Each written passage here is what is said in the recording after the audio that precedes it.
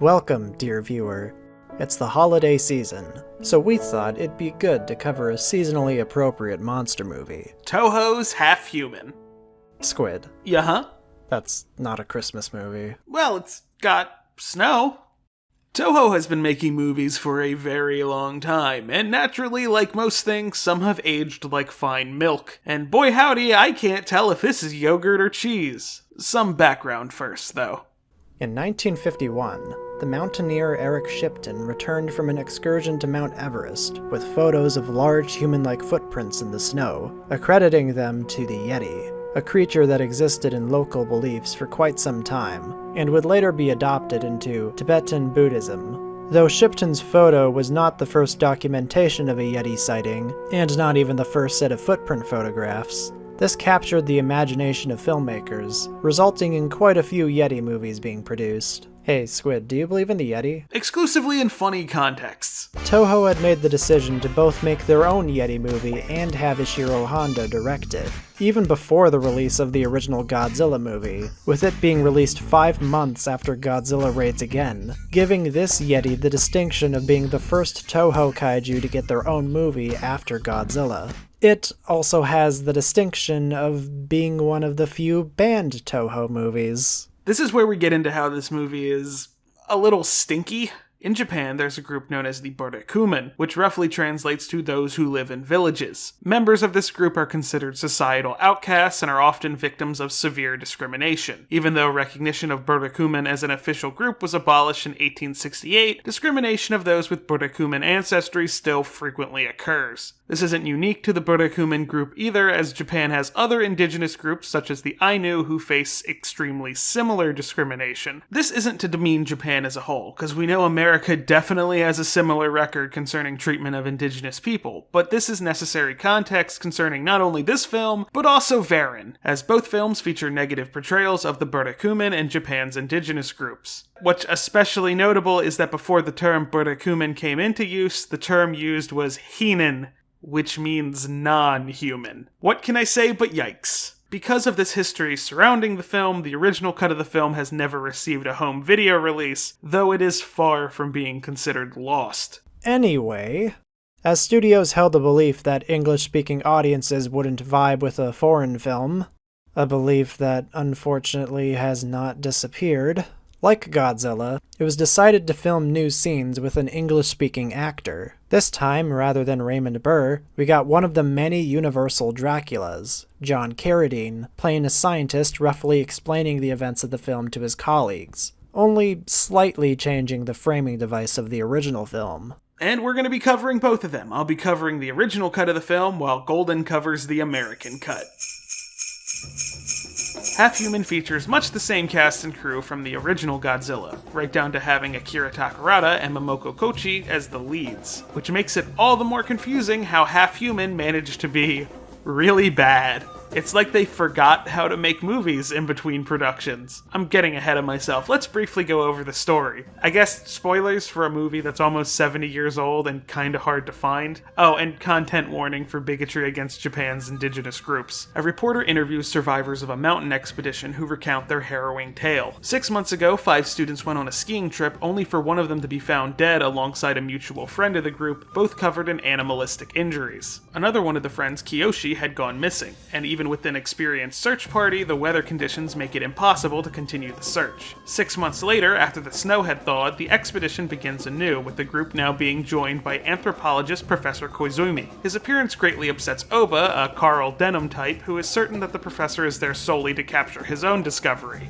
The two rival expedition groups are also being watched by a mysterious bearded man hiding in the shadows.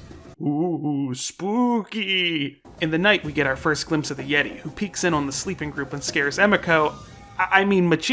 Takashi runs after it, only to slip down the mountain, injuring himself. He wanders into what he assumes to be his camp, only to find, whoopsie, it's Oba's camp, and is mercilessly beaten and thrown off the cliff again. This time, Takashi is saved by Chika, one of the natives of the local village. However, her bringing Takashi back to the village broke their local customs, and she is sent away to give an offering to their god, who just happens to be the Yeti. Oh, and he's got a baby! I'm sure nothing bad will happen to it.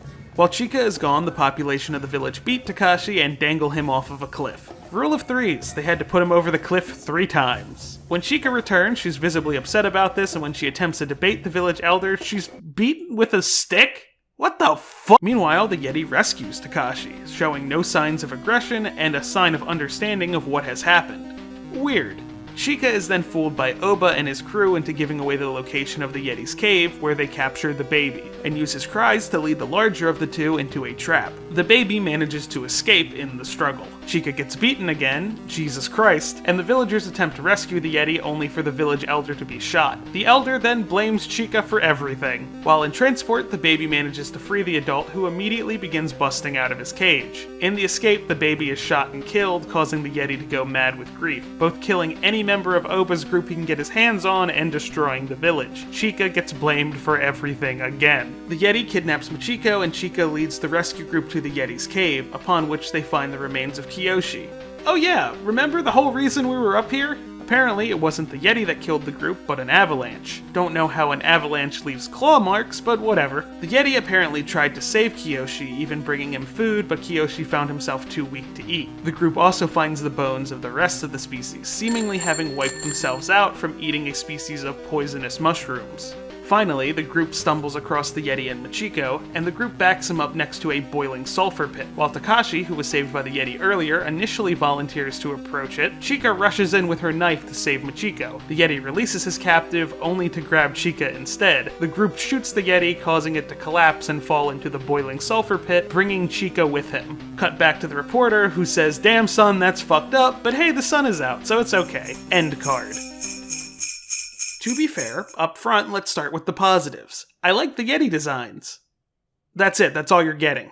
So, you know how in the original Godzilla we are immediately both acquainted with the characters and are invested in their stories because in the time leading up to Godzilla appearing in Tokyo Bay, the time is spent both becoming acquainted with the characters and them getting to very clearly state their worldviews. Yeah, despite the Yeti not properly showing up until about 30 minutes in, instead of taking advantage of that time to develop the characters, we are treated to walking silently to different locations. The Japanese cut is 30 minutes longer than the American cut, and initially I was thinking, geez, that's a third of the movie cut out. The American cut is probably incomprehensible. But now, I'm absolutely certain that the Japanese cut could be 30 minutes shorter. The fact that I'm not engaged with the characters and so much of the film is spent doing nothing, that makes it worse than bad. It makes it boring. Let's talk about the bad part though, the way the tribe is depicted. In the original Godzilla, the natives of Odo Island are superstitious, and they did have some wacky beliefs, like sacrifices that they don't do anymore, but their belief in Godzilla turns out to be correct, and we don't spend a lot of additional time with them, so there's nothing too clearly offensive in this portrayal. Meanwhile, in Half Human, the tribe acts almost as the primary antagonist of the film, and are all deformed with the implication that because this tribe is isolationist, that they are all inbred. Also, once again, in contrast to Godzilla, while the Odo Islanders are pretty much able to describe what Godzilla is and what he's going to do with accuracy, the villagers are depicted to be completely incorrect about their god. They view the Yeti, or as they say, the Mountain Master, as angry and making them live by draconian-esque rules, but in reality, he's empathetic and understanding, only becoming angry once his child is killed. That could be a really good theme or idea to follow. What happens when followers of a god do not understand what he is? What is the material cost of misinterpreting God's will? But instead, it's just kind of another means to make the natives look bad. Because the Yeti is depicted as both benevolent and intelligent, that frames every one of his kills as a punishment. Slasher movie rules, essentially. So he kills off Oba's crew, which, yeah, that's fair. They were attempting to capture the Yeti for monetary gain, not just callously disregarding this creature's well-being, but also stealing from the local culture. He attacks and destroys the village, killing off many individuals, which for him is a bit confusing because they would provide him with food via offerings, but you know, he's mad with grief and we, as the audience, saw the villagers doing some nasty things. But then he's responsible for Chica's death, which is where I get confused. Chica is abused throughout this entire movie, always for trying to do the right thing, so the reasoning for killing her off is confusing. They don't even hold on it as a tragic event. It happens, cut back to reporter, damn that's fucked up, sun's out, happy music. So what is she being punished for? Was it for going against local customs and disobeying the village elder? No, that can't be it, because the village customs are portrayed by the film as being backwards and the Grand Elder is clearly causing problems on purpose. Is it because she gives Oba the location of the Yeti's cave? I don't really think that's fair. She was unaware of their intentions and also didn't know that there were two groups of people on the mountain. This leaves me with only two distinct possibilities. Either A, the film is intentionally mimicking the love triangle of the original Godzilla, complete with the selfless sacrifice, Chika taking on Serizawa's role. This doesn't work as well, though, because while Serizawa made his willing sacrifice to keep the oxygen destroyer out of the hands of those who would unleash its effects on mankind, Chika clearly didn't intend to die, and her death means nothing. That leads us to B, the much worse possibility, that the film is punishing her for being Berdakumen. Big oof. This just really highlights the fact that the Yeti is more humanized in this story than the actual human beings who live in the village. Finally, the Yeti is handled confusingly. Like, the scene of the attack is clearly revealed to be a red herring. He didn't attack them, or maybe he came back to try to help and he was attacked, leading to him trying to defend himself, but none of that is ever communicated. The Yeti being the last of his kind is something we've seen in many kaiju films, but the reason that's given just doesn't work. In the book, Definitive Edition, Godzilla's Introduction by Tomoyuki Tanaka, it's shown that Godzilla's kind was wiped out by a hydrogen bomb test, tying back to Godzilla's rage and his ensuing path of destruction being entirely humanity's fault. In this movie, despite there clearly being a message of humans once again interfering with things they don't understand, the Yeti reached extinction because of mushrooms. There's no poignant reason, there's no more of them, they're just stupid. As much as I'm glad this movie still exists and it can be feasibly tracked down, I don't recommend it. Like, if you're a true diehard kaiju fan, this is maybe something you should download and then proceed to forget it exists. Clumsily paced, non-existent characters, and just kinda morally gross, this is not the hidden classic I think most of us hope for when we hear there's a banned Toho movie. Released in 1958, Half Human, The Story of the Abominable Snowman, is a restructured cut of the original movie and, currently, the only legally available version of it. Much like the American cut of the first Godzilla movie, the original Monster Snowman was heavily edited for an American audience, which includes reframing it to the perspective of actor John Carradine's character, Dr. John Rayburn, who narrates the Japanese footage. This version is about an American scientist recounting the story of the Japanese film to two scientific skeptics. It's too large to be a member of the monkey family.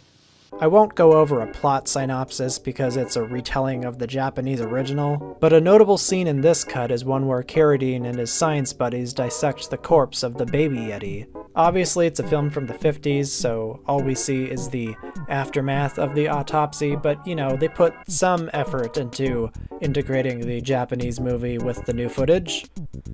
Is what I would be saying if the scene where the baby Yeti is shot and killed wasn't shown after the corpse was first shown.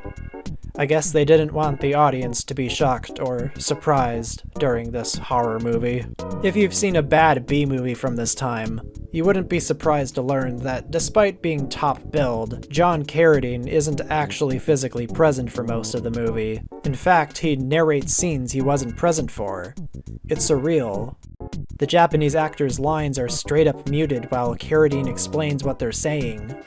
Professor Tanaka explained that their search for the snowman would cease for the time being, and every hour of daylight... This version cuts down on a lot of the fluff from the original movie, but retains a lot of the same scenes of characters skiing or walking to their next destination. It's a little better here because they're transitionary scenes, but I get the snow creature vibes from this cut sometimes, considering it's another movie with dull narration over footage of Japanese actors rock climbing to find a Yeti. It's less like you're watching a movie and more like you're attending John Carradine story time. This cut even comes packaged with its own fluff. The scene where the doctor discusses his findings after the baby Yeti's autopsy features a mostly static shot that lasts over an astoundingly dull 2 minutes. They clearly just shot the coverage, which is strange because the director of this cut is predominantly a film editor. You'd think he would know what would be needed to make it more interesting. Maybe they just didn't have enough time. This cut gives the characters even less personality, largely in part due to their very dialogue being talked over by good old Dracula over here. it dramatically cuts down the screen time of the villagers, and while she does briefly appear, the whole subplot with Chica is omitted, so we're saved from a scene where an uninterested John Carradine describes her beating. It's interesting how the American cut is less problematic. Overall, it's a significantly truncated version of the film. The narration instantly disconnects the viewer from any potential engagement, and the added American scenes stylistically clash with what was originally presented and are rather boring. The original movie wasn't great, but Half Human is definitely the hokier and less interesting of the two cuts. I don't recommend it. Despite publicity still seemingly suggesting that Half Human was going to be a tentpole film for Toho, this was not the case. In fact, it isn't especially clear how many people actually saw either version of this film in their respective theatrical runs, without even any clear contemporary reactions to the film, with most modern sources reflecting on the film describing it as not Honda's best work. It doesn't feel like this movie had any further influences on Toho or the genre as a whole, except for, what not to do. Half Human apes a lot of plot beats from King Kong, pun intended, which isn't that surprising being that Kong was one of the inspirations for Godzilla. Just 7 years later, Toho would get to make their own movies with King Kong, so there wasn't a need for them to involve their ape man anymore. The Yeti missed his chance to have a real part of the Godzilla franchise, not even in those weird official art pieces of movies that never happened.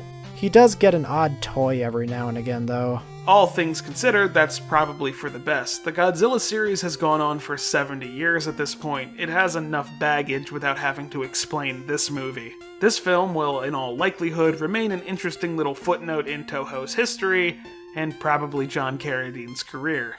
It would be nice to have a higher quality tokusatsu-styled Yeti films, but indie filmmakers have hardly given up on old suitmation, so we'll probably get a good one eventually. Thank you so much for watching. First, I want to thank Goldn for joining me in this video. Goldn's stuff is fantastic, and you can see more of it over at ZaGorudan, link in the description. I also want to thank my boyfriend Sheldon for drawing these fantastic backgrounds on such short notice. Definitely give him a follow, he's an amazing artist. Also, shout out to the whole Wikizilla crew, just a wonderful group of creators I'm lucky enough to get to work with often. Shout out to my patrons, Ned Rex, Tentacle Teapot, and AJ Wigglesworth. If you want to support me, you can go to patreon.com/hsquid, and if you want to support Goldn, you can go over to patreon.com/ZaGorudan. Links to both in the description. Whether you celebrate Christmas, Hanukkah, any number of holidays, or even no holidays at all, I hope you all have a wonderful winter season.